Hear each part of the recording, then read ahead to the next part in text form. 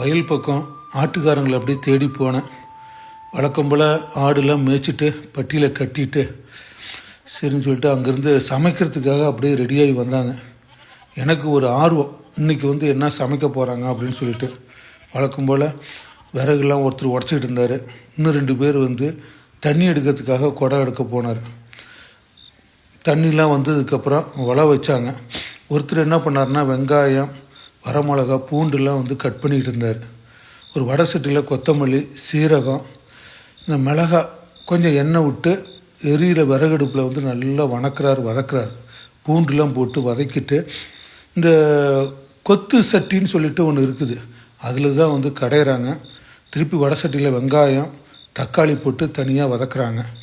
அதை வதக்கி தனியாக எடுத்து வச்சுக்கிறாங்க. கொத்து சட்டியில் மஞ்சள் போட்டு முன்னாடி சீரக மிளகுலாம் நல்லா கடையிறாங்க. மாறி மாறி அதில் அந்த கொத்து சட்டின்னு சொல்லிட்டு கோயம்புத்தூரில் கிடைக்குமாமா. மாறி மாறி கடையிறாங்க. இதுக்கிடையில் சாப்பாடு ரெடி ஆயிடுச்சு. இன்னொருத்தர் என்ன பண்ணார்னா உருளைக்கிழங்கு, கத்திரிக்காய், கருவாட்டு குழம்புக்காக சின்ன சின்னதாக கட் பண்ணிகிட்டு இருந்தார்.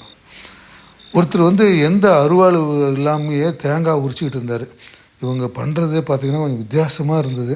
தேங்காயெல்லாம் கையில் உரித்து வச்சுட்டு இந்த கடையிறவர் என்ன பண்ணுறாருன்னா ஃபஸ்ட்டு சீரக மிளகு அதெல்லாம் கடைஞ்சிட்டு அதுக்கப்புறம் வெங்காய தக்காளியெல்லாம் கடையிறாரு. இந்த கொத்து சட்டின்னு சொல்லிட்டு இதுக்கடையில் தாளிக்கிறதுக்கு வெங்காயம், வரமிளகாலாம் ரெடி பண்ணுறாங்க.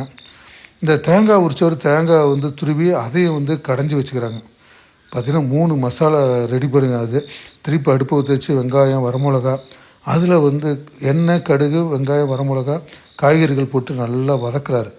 வதக்குனதுக்கப்புறம் அதுக்கப்புறம் இந்த மசாலாக்கள் சீரகம், கொத்தமல்லி, இந்த வெங்காயம், தக்காளி, தேங்காய் கடைஞ்சது எல்லாமே போட்டு அதுக்கப்புறம் தான் இந்த கருவாடு தலையில் சின்ன சின்னதாக கருவாடு தலையை மட்டும் கிள்ளி வச்சுட்டு கருவாடு தண்ணிக்குள்ளே போட்டு வைக்கிறாங்க. இந்த கஞ்சி வடித்ததுலேயே கருவாடு தண்ணிலாம் ஊற்றி நாய்களுக்கு சாப்பாடு போடுறாங்க.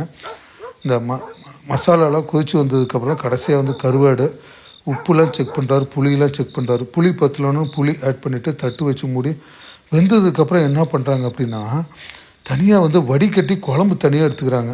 இந்த கத்திரிக்காய், உருளைக்கிழங்கு, கருவாடு அதை தனியாக எடுத்துக்கிறாங்க.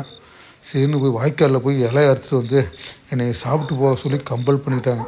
சரின்னு அந்த கருவாடு, கத்திரிக்காய், உருளைக்கிழங்கு பொரியல், குழம்புலாம் ஊற்றி சாப்பிட்டேன்ப்பா.